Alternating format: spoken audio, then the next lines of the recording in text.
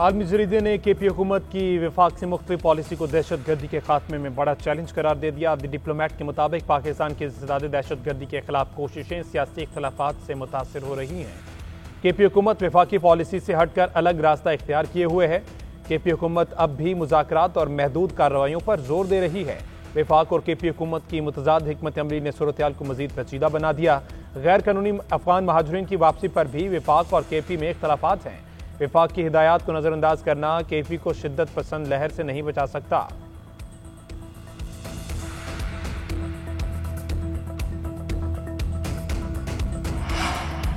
Qatar से ज़ारे यकजहती के लिए वज़ीर आज़म शहबाज शरीफ दोहा चले गए। नायब वज़ीर आज़म और वज़ीर ख़ारजा इसाक डार और आला सतह का वफ्द भी शहबाज शरीफ के हमरा। वज़ीर आज़म दोहा में अमीर कतर शेख तमीम बिन हमद से मुलाकात करेंगे। तर्जुमान दफ्तर ख़ारजा के मुताबिक शहबाज शरीफ कतरी क़यादत और अवाम के साथ पाकिस्तान की गहरी हमदर्दी और हिमायत का इजहार करेंगे। वज़ीर आज़म का दौरा कतर की सलामती और खुदमुख्तारी के लिए पाकिस्तान की हिमायत और मशरिक़ वस्ता में अमन व इस्तेहकाम के अज़म को उजागर करता है। पाकिस्तान का कतर की सलामती के लिए गैर मुतज़लज़ल हिमायत का ऐलान।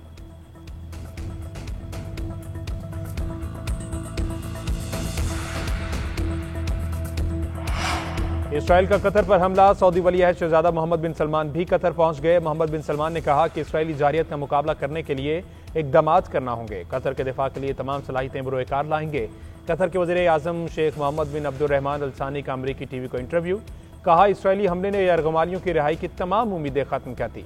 यरगमालियों के खानदान हमारी सालसी पर इन्हिसार कर रहे थे। उनके पास अब कोई उम्मीद नहीं। हमारे साथ धोखा किया गया। ये खुली दहशत गर्दी है। नेतन्याहू बैनुल-अक़वामी फौजदारी अदालत को मतलूब हैं। अलकायदा के ताक़ुब से मुवाज़ने पर कतरी वज़ारत ख़ारजा का सख्त रद्द-ए-अमल। कहा, सियोनी वज़ीर आज़म का हमले पर जवाब पेश करना शर्मनाक है। इस सफारती कोशिश के लिए अमरीका और इसराइल ने खुद दरख्वास्त की थी।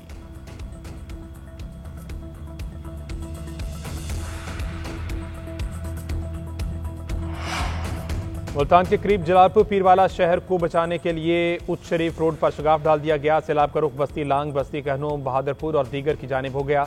शुजाबाद, कोट मिठन, रोजान, जाहिर पीर, अलीपुर में दर्जनों बस्तियां ज़ेर-ए-आब आ गई। हुकाम के मुताबिक जलालपुर पीरवाला शहर के आर्जी बंद पर पानी का दबाव कम नहीं हो रहा था।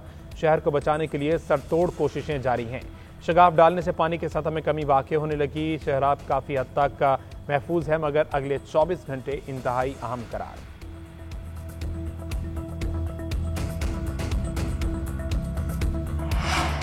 जलालपुर पीरवाला में सैलाब मुतासिरीन की एक और कश्ती उलट गई। कश्ती उलटने से 3 अफराद जाँ भाग, 19 को बचा लिया गया। लापता 6 अफराद की तलाश के लिए रेस्क्यू ऑपरेशन जारी।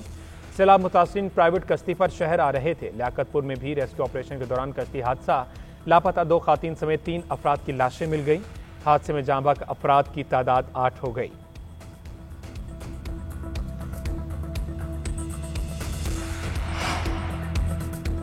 कराची के मुख्तलिफ इलाकों में कहीं हल्की और कहीं तेज बारिश। सदर आया चंद्रीगढ़ रोड, शारा फैसल, सोहराब गोट और गिरदो नवाब में बारिश। कराची में सबसे ज्यादा बारिश DHA फेज 7 में 32.2 मिलीमीटर रिकॉर्ड।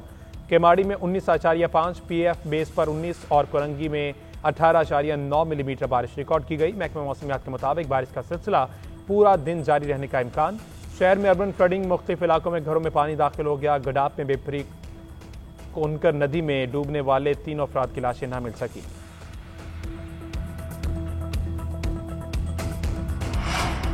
भारत ने दरिया सतलुज में पानी का एक और रेला छोड़ दिया। भारत इतवार से अब तक 4 रेले छोड़ चुका। मोदी सरकार की जानिब से सिंध तास मुआहदे की खिलाफ वर्जी पानी छोड़ने की इतला इंडस वाटर अथॉरिटी के बजाय सफारती जराये से दी गई। हेडगंडा सिंह वाला पर पानी का बहाव कम होने लगा। 2 रोज में 3,20,000 क्यूसेक से कम होकर 1,82,000 रिकॉर्ड। हेड सुलेमान की पर बहाव 1,24,000 और हेड इस्लाम पर 1,21,000 क्यूसेक। डीजी खान और राजनपुर में फ्लैश फ्लडिंग का खतरा। लोधरा में हिफाजती बंद टूटने से मुतादिद बस्तियां ज़ेर-ए-आब। भावलपुर की 98 मौसजात पानी में डूब गए। दरिया रावी में सदनाई पर इंतहाई ऊंचे दर्जे का सैलाब, बहाव 78,000 क्यूसेक रह गया।